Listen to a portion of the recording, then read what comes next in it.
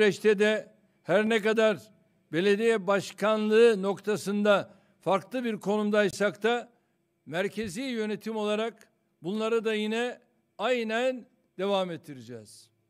Tarımdan sanayiye kadar geniş bir alanda üretim merkezi vasfına da sahip Ankara'yı kara, demir ve hava yollarıyla geleceğe hazırlamak için tarihi önemde yatırımlar gerçekleştirdik.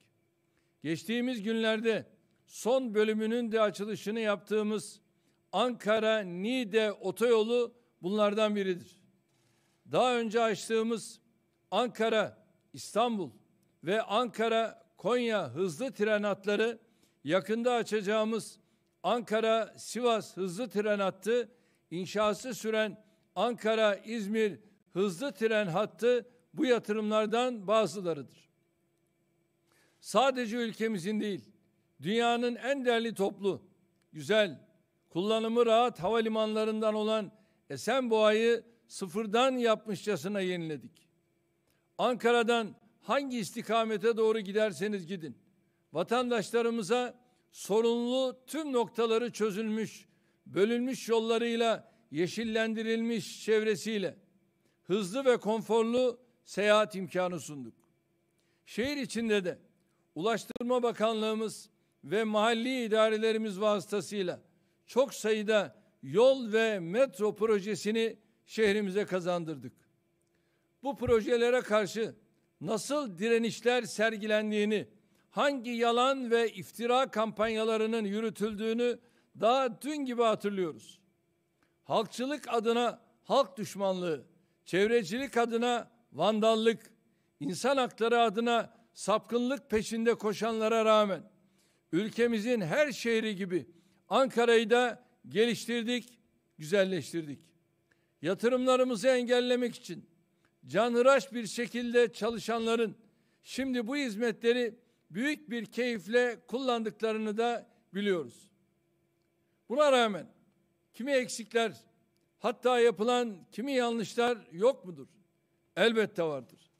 Ama akıl ve vicdan sahibi herkes, Ankara'nın şehircilik alanında son çeyrek asırda daha önceki dönemlerle karşılaştırılamayacak kadar büyük mesafe kat ettiğini kabul edecektir. Ne geçmişlerinde ne de bugünlerinde ülkenin hayrına yaptıkları hiçbir yatırımları, hiçbir başarıları olmayanları milletimiz gayet iyi tanıyor. Ülkeye hizmet edenlerin üzerine her türlü yalan ve iftira ile saldıran, kendi işlerindeki taciz, tecavüz ve hırsızlık furyasını ise görmezden gelen bu zihniyetin ipliğini pazara çıkarmakta kararlıyız. Ne kadar bağırırlarsa bağırsınlar, tepeden tırnağa tüm bünyeyi saran bu kokuşmuşluğun milletimizden kaçırılmasına müsaade etmeyeceğiz. Allah'ın rızasını ve milletimizin desteğini kazanmak için aynı anda birçok cephede verdiğimiz mücadeleyi zafere ulaştırana kadar durmayacağız, dinlenmeyeceğiz, tereddüt göstermeyeceğiz. En büyük şerefin, en büyük payenin, en büyük siyasetin milletimize eser kazandırma, hizmet etme, ülkemizin itibarını yükseltme olduğu inancıyla gece gündüz çalışmayı sürdüreceğiz. İnsanlarımızın kalbinden kopup gelen bir Allah razı olsun nidasından daha büyük bir mükafat olmadığını bilerek yönetim ve siyasette gönül seferberliği anlayışıyla yolumuza devam edeceğiz.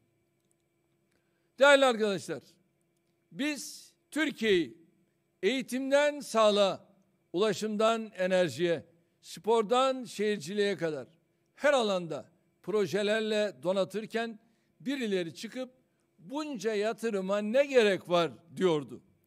Hatta yaptığımız okullara öğrenci, açtığımız hastanelere hasta, inşa ettiğimiz yollara araç bulunamayacağını iddia ediyorlardı. Elektrik üretimimizi artıracak yatırımlara karşı çıkarken toprağı mı vereceksiniz diye soruyorlardı. İstanbul'daki yeni havalimanımızı inşa ederken zemininin kötülüğünden kuşların göç güzergahında olduğuna kadar envai çeşit yalanla ortalığı bulandırmaya çalışıyorlardı.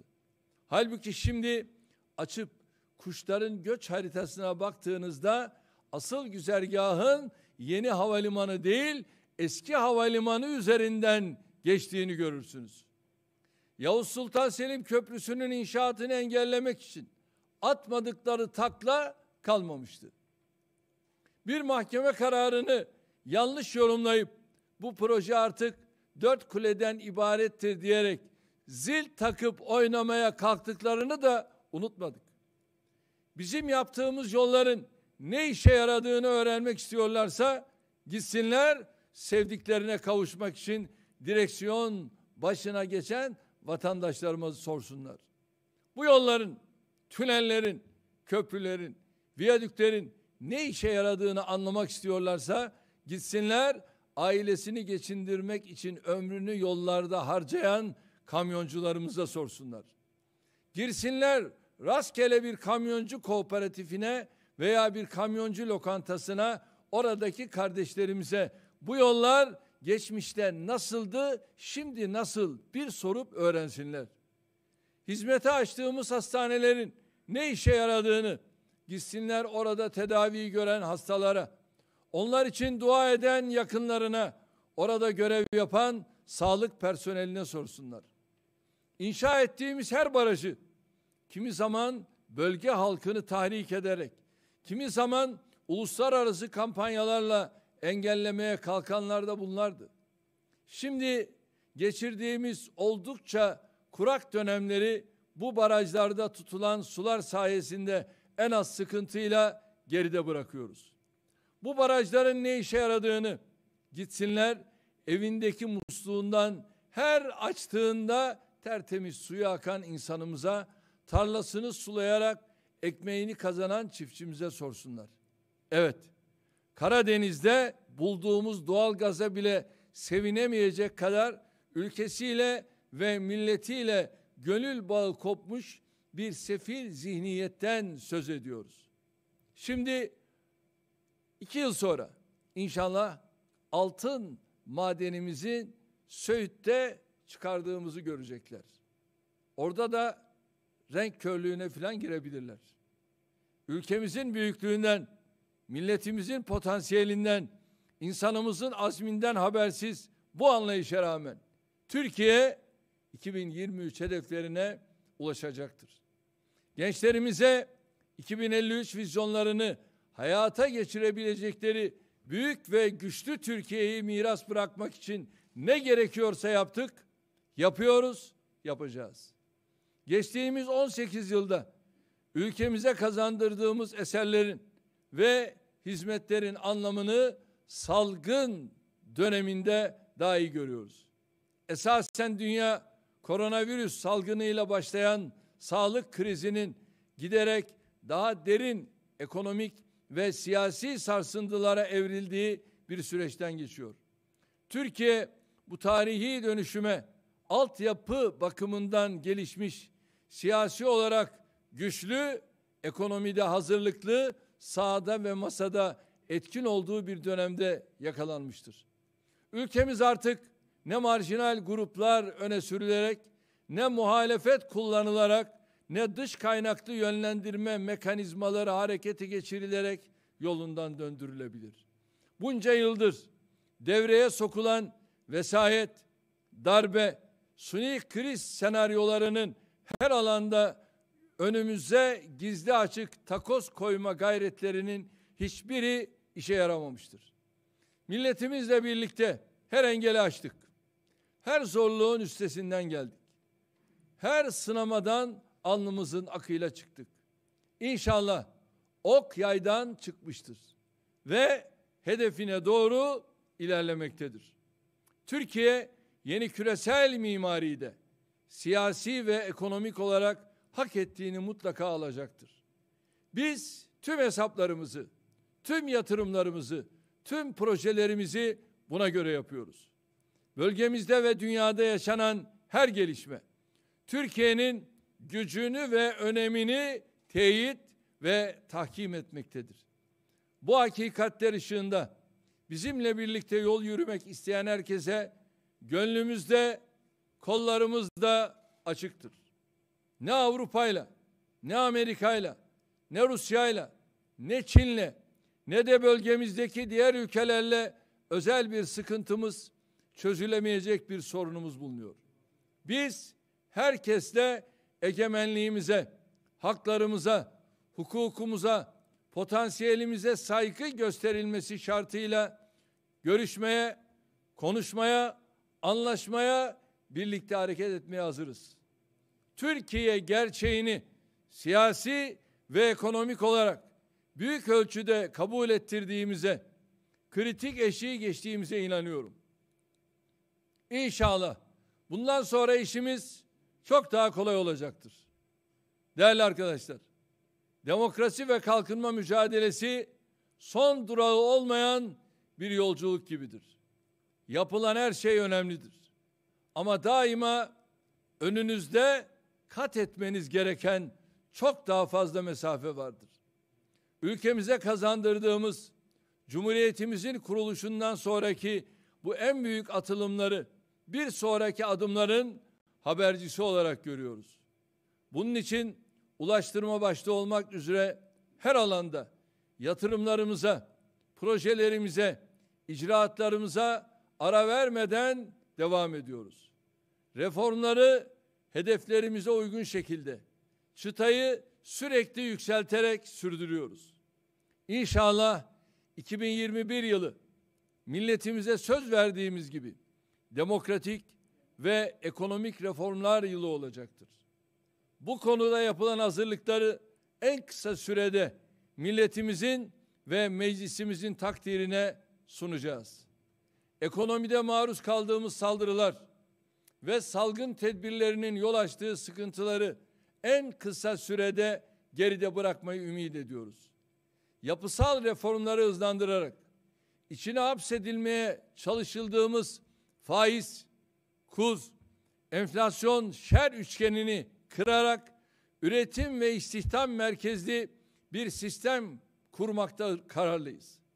Demokratik reformları kimse bizi mecbur bıraktığı için değil, milletimizin her bir ferdi bunlara layık olduğu için yapıyoruz. Bu anlayışla hem hazırlıkları tamamlanan paketleri hızla hayata geçireceğiz, hem de yeni çalışmaları süratle neticelendireceğiz. Hedeflerimize ulaşabilmemiz için neyi, nasıl, ne şekilde yapmamız gerekiyorsa onu yapacağız. Bu duygularla bir kez daha açılışını yaptığımız Gölbaşı şehir geçişinin Ankara'mıza hayırlı olmasını diliyor. Emeği geçenlere şahsım, milletim adına teşekkür ediyorum.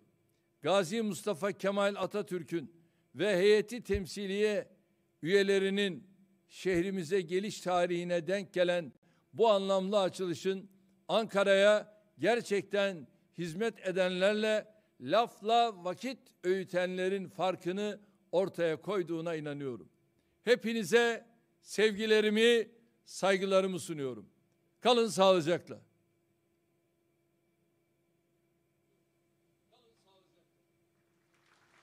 Evet, şu anda bakan arkadaşlarımı karşımda görüyorum. Bunun yanında Ankara valimizi görüyorum. Genel başkan yardımcılarımı görüyorum. Bunun yanında yine aynı şekilde bürokratlarımızı görüyorum. Milletvekillerimizi görüyorum. Yüklenici firmayı görüyorum. Evet, şu anda kordela sizde, mikrofonlar sizde, makaslar sizde. Makaslar bugünün anısına hatıra olarak sizde kalacaktır. Ve kordelayı bu şekilde kesiyoruz. Ya Allah! Bismillah.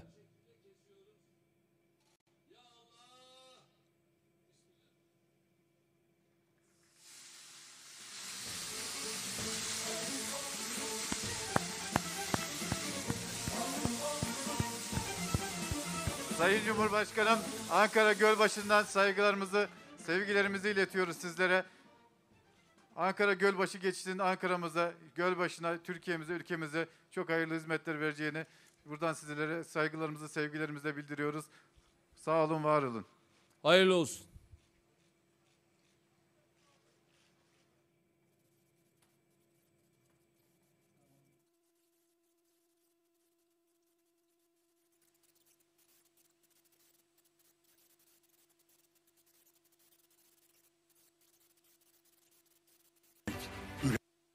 Tasarlamak, hayallerimizi hayata aktarmak, kanımızda var yeniliğe açık olmak. Cezeri'nin robotlarında, Hayyam'ın kimyasında ya da Hezarfen'in kanatlarında geleceğe ilham olmak. Geçmişin izleri geleceğin teknolojisiyle buluşuyor. Türkiye'nin teknoloji hamlesi lityum üretim tesisleriyle daha da güçleniyor. Eti maden işletmemiz